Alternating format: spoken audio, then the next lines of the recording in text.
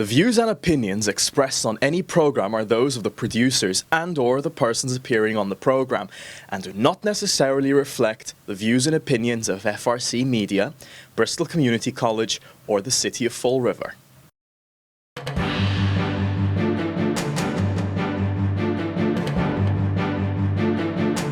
Good afternoon, Keith Tebow from FRC Media. Thank you for joining us as we get closer to the September 19th preliminary election. We're speaking to as many of the candidates as possible that you will see on the ballot, either for City Council or Mayor, running on that 19th preliminary election.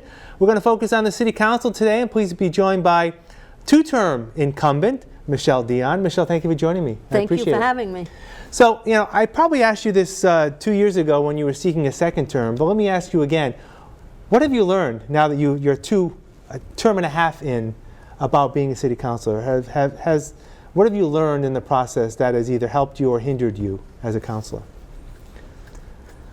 I think you learn to be focused. You learn that many people, I think, have a misguided I don't know what you would call it. They believe that city councilors can move mountains and create miracles, and we can't. We are limited, but there are times when we can help people. There are times when we can make a difference in our city. There are times when we can take votes or do something that can affect the future and make the future better for the residents of the city. And I think those are the things I focus on. Those are the things that keep me going, that make me want to stay in the seat, is trying to constantly move our city forward, do what's best for the taxpayers and the residents, and always be able to sleep well. Yeah. Is there one issue, and has it changed maybe over the first 2 times you run, in terms of a top issue for you as a city council? Has it changed? Is it still the same? I think it's gotten more the issue with affordable housing. The train is coming. That's a wonderful thing. It's going to do a lot for our city, but it's hurting a lot of our residents. Many of our residents can't afford to be here anymore. And these were the people who were the backbone for our city for years and years and years. Some of these people are people who believe as long as I pay off my house and I work hard, I'll be all right for forever. And it's not true. They're losing their homes. People can't afford to pay the rents now. We have, as I mentioned in my candidate statement, we have a problem with homelessness. And a lot of these people, I went to a camp on Saturday. It isn't because they don't have an income. It isn't because some of them aren't working. It's because their income doesn't afford them the possibility of paying rent. And that's a sad situation. And that's going to continue to get worse. And I hope that's something that we can put a stop to, something we can rectify and make better as we move forward. But is that a decision more on the executive level, even, from the president on down to governor and mayor? I mean, can a city council really make any effective change? We may not be able to make the effective change, but our voices can be heard. We can apply pressure and try and fight for what's right and fight for the people. And then beyond that, then it's up to whoever. It's up to, as you say, either the mayor, the governor, or whoever to make it right. Yeah. I want to focus on public safety. One of the things, and I've mentioned this to a number of candidates speaking to them, is that, speaking with Chief Garvin, he said, years ago, the issue was we had a lot of recruits that are interested, but not enough money to bring them on. Now it's the opposite. They've got money to increase that complement, but they don't have the recruits. How does the city like Fall River change that? I mean, I know there's been incentives, and the latest patrolman's agreement helps in that in terms of paying for their training and the like. Again, the world has changed. The world has evolved. What that once thought as a very noble profession, a lot of people are just afraid. They feel like no matter what decision they make, how they react, everything is being scrutinized. They're starting off guilty before they can be proven innocent. it's just not, it's not an easy world to navigate right now. You know, I think even yourself, I'm sure you have times when you're speaking and you probably speak a little differently today than you used to, because you realize everything is scrutinized. You know, somebody might take what you're saying in the wrong vein, and that's nobody's fault. You know, I'm the type of person that if there's no malice and you know, and it's obvious that somebody isn't being reprehensible, then they're just being honest and innocent. I just think it's just a whole different world, and people are just afraid to take the positions. You've been one of the city councilors that has been steadfast in following the money. You know, during the budget season, you're always there asking a lot of, as other councils are, asking questions about city finances. Do you feel that's one of the more important roles of a councilor, being that checks and balance, not only budget-wise, but also, you know, policy-wise in terms of what's happening from the administration on down? That absolutely is our role.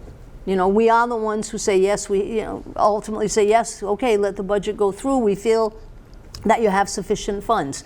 Absolutely, it is our role to be the checks and balances. And if you see something you don't feel is right, you need to question it.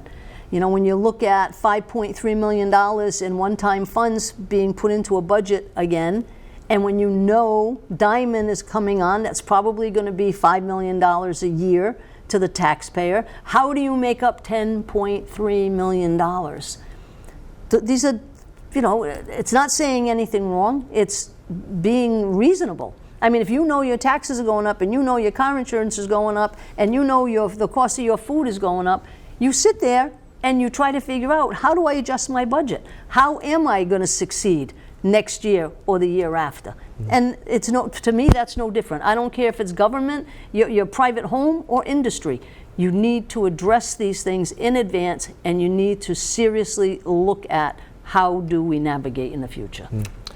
How do you characterize your relationship with the mayor, Mayor Coogan? I think we're polite, we're respectful. I have no issues with speaking to him on a personal level. Do we see eye to eye? Do we agree on everything? Absolutely not. But that isn't what should be expected. We shouldn't. You know, you're one of 9, and if you include the mayor, 1 of 10. 10 people are not going to think the same way, they're not going to feel the same way, and they're not going to have the same opinion. So the important thing is being able to have that opinion, talk about it, and find common ground. Yeah. I know you've always kept your eye on trash in Fall River, and you know, one of the issues that's, I believe, is still going on is the city picking up commercial trash across the city. To the tune of a couple $100,000. Is that that would be a safe. The number has changed. It depends who's telling you the number and when they're saying it. But yeah, I would say 200,000 is a very comfortable number. Is that another one of those issues that, in your mind, could be easily resolved based on the contract with the vendors? And also saving the city some money. Based on the contract, based on ordinance, based on all information, that could have been easily rectified years ago. It hasn't been addressed, it hasn't been fixed, and every year, so people might say, well, $200,000 in a $300 million budget, well, think about it. Every 5 years, it's $1 million. $1 million is a lot of money. It's a lot of money for the taxpayer. The taxpayers are paying the bill. It's on their backs. You know, if we can reduce a budget by $200,000, why don't we want to do that? And yes, to me, it is a serious issue. It violates the contract, it violates city ordinance, and yes, I have a problem with it. Yeah. Shifting to ARPA funds, which I believe the city has about $25 million still to spend around there between now and has to be allocated, I believe, by the end of next year. It has to be allocated by December 31st of 24, and spent by 26. Expended. Yes. And I know you've been an advocate of trying to help reduce water, sewer, paying for those projects. The mayor has done some of that. Some of that has been done. Do you think more can be done? Absolutely. I fought for more. Absolutely more could have been done, and it would have had a greater effect moving forward than people were saying it would. Again, the bottom line to the story is whatever savings you're creating, it's a relief to the taxpayers. And it would have an effect on rates moving forward.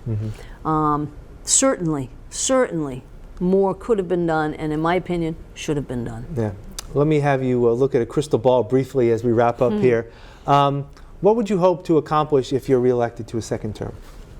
A third term, rather. I'm sorry. You're in the second term. Third that's term. That's right. I am. Hopefully, moving forward, we can put Fall River in a position of financial stability, that we know we can pay our bills, we can help the taxpayer, we can retain residents that right now they can't afford to live here, that we can address some of these problems.